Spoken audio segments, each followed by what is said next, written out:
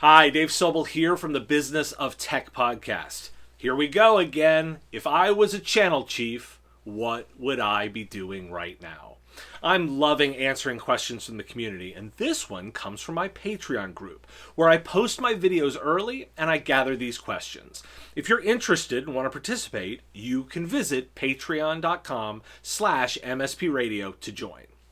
The question: if I was a channel chief, what would I do now? I answered this previously for my initial reactions to pivoting around the pandemic. And so now, here is what I would do with my engagement with the channel. Let's start with events, because every single time, this is what everyone wants to know about. I'm science and fact driven. At the time of this video, epidemiologists have a more specific view of COVID-19. Outdoor is good. Indoor is bad. Large groups bad. Poorly circulated air bad. So all of these events that everyone seems to be thinking are the only way to do anything, yeah, they hit all the boxes for bad idea.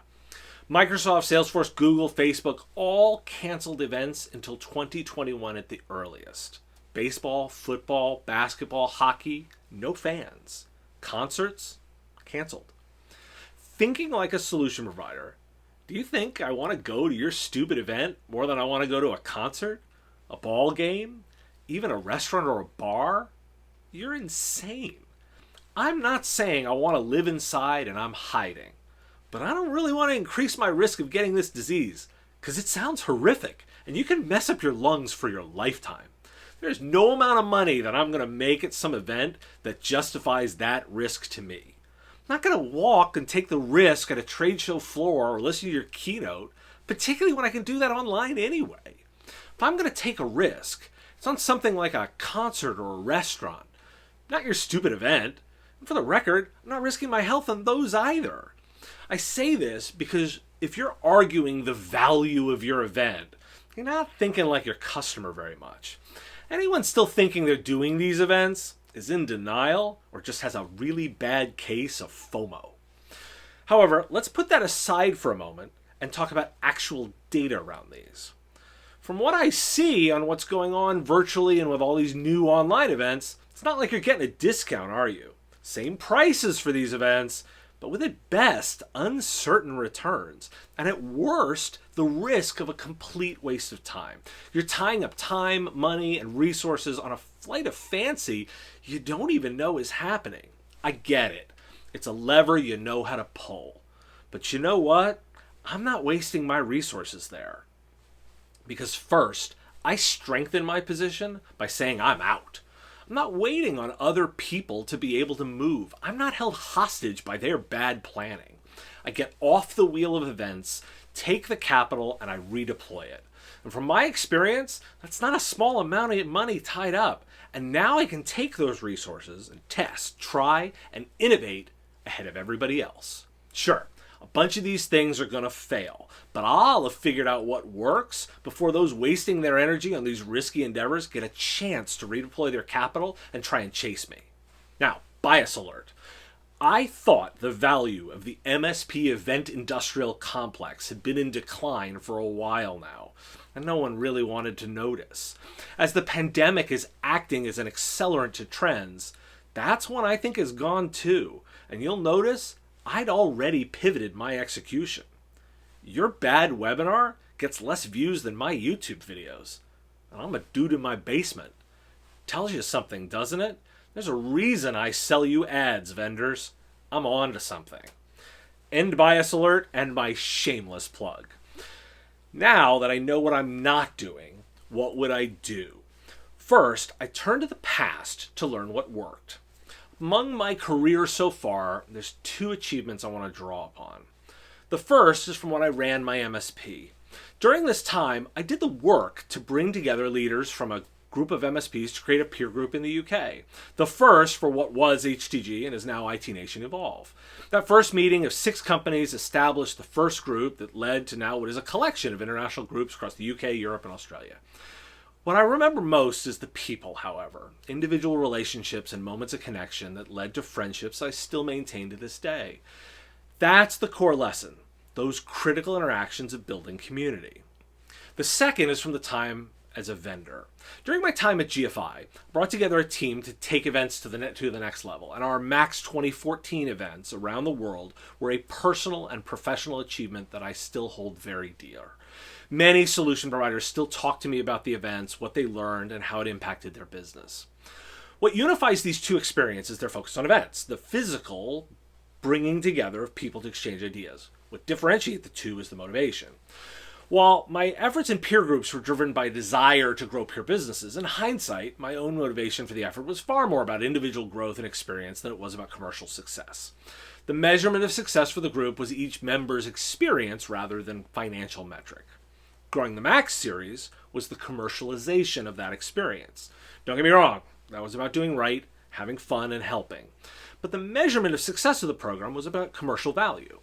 The benefit of an MSP leveraging our software was the value of their monthly spend, but also the growth of the MSP over time. When collected into a cohort and measured over time, we knew that MSPs would grow, and so we'd grow too. The events were finding about ways to accelerate that. There was a formula. We measured the value of our customer base as an average, and then we measured the spend of those attending the event before and after. We measured the increased spend and could then do the math to know what our impact was. That's the second lesson. I measure these activities. So, how can I do measurable activities that drive these bonds? If I was a channel chief, my role becomes director of investment for a pool of resources. Where can I place money or bets or investment that actually creates some value that doesn't have to be direct from the vendor? There are tons of these things out there that, because they're perceived as not driving leads, get overlooked when they do actually drive both revenue and leads. If you look at what's broadly working right now, it's these collections of people talking. I see a lot of small groups getting traction because there was an ability to share and talk, but often the frequency is too high and they're struggling to deliver a constant value. What are the areas I can place a small bet in and accelerate something? As an example, and I'm going to give him a huge plug because not enough vendors buy from him but should, Carl Polachuk had 100 people in a 2-day virtual event stay continuously through all the sessions, including 30 minutes of us shooting the shit at the end, where even the speakers stuck around to hear each other because the content was great. And no vendor sponsored it. Opportunity missed. My first investment is in these existing groups. If I were leading a channel program right now, I would not be creating more groups or my own group or some other new group. We do not need another one. There are so many, and the smaller ones are actually the most effective. In the example of Carl's event, he was building on the success of existing community and could pull off the virtual event. There's so much more likely to be successful than some new forced transition. Less is more. Now, driving my second move, Kaspersky published some data on channel engagement, and it's all the stuff you'd expect, not enough personal contact, etc. I'd be deploying as much as I could into finding new ways to communicate and foster online interactions. The community is desperate for collaboration. You see it in all these Zoom meetings and such they're doing. Thus, I'd be taking my reps, giving them groups of geographically separated partners, and building informal peer groups or just helping them through, or Slack channels for partners, or Facebook Messenger rooms.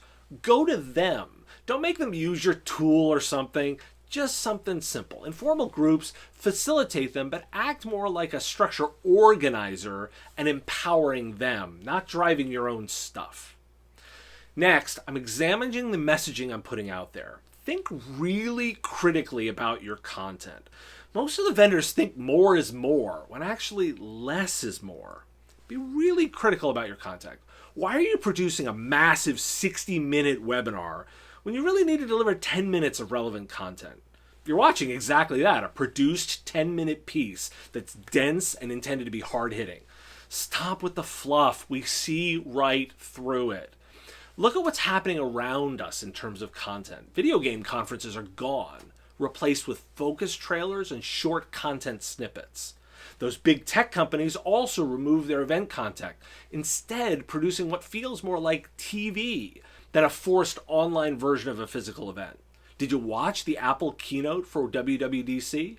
It's not a keynote, that's a TV show. Why are you producing yet another sales playbook?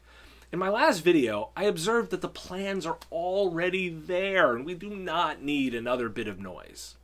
Thus, third, I'm going to put some into experimenting with content. Look at game streamers in the Twitch community, or look at videos like this one. The video game industry has some really interesting approach to community building. Did you know that a DevOps conference was recently held in Animal Crossing, the video game? The world is accepting of different right now. Embrace it. Finally, I'm going to test specific programs with select partners. Sure, it's unfair, but I'm going to recruit some partners, finance investments with third-party ecosystem providers, like marketing companies, sales coaches, and the like. Third party gets paid, but they have to report on performance. Does it scale? No. But it's a great testing ground, and it's far better ways to spend my cash. And for each of these areas of testing, I'm measuring. This is totally possible, it just requires the commitment. Each investment will be measured against the providers I'm interacting with, because I can do that in my CRM. Measure reps activity against provider revenue. Measure content activity against cohorts, and cohorts against revenue. These are my first moves. I'm going to move fast, I'm going to iterate often, and I'm going to test and try again. Because I'm going to take all those resources that were previously tied up, and I'm going to completely redeploy them. Because I'm not waiting for other people to figure it all out. That's what I'd be doing right now if I was running a channel program. Thanks for listening. I do appreciate it. Couple of things you can do if you like this kind of content to help me support it ongoing. First, hit that like button and make sure you subscribed to my YouTube channel here. If you like content like this, you can get it every single day on my Business of Tech podcast. Subscribe at mspradio.com. There's a big blue subscribe button, and you can find the content on any podcatcher of your choice, including Apple, Spotify, and Google. And as I said, my Patreons get access to this stuff early. If you're interested in directly supporting, go to patreon.com/mspradio. And you'll get the content early, or maybe your question will be the next one that I answer. Thanks for listening, and I'll talk to you soon.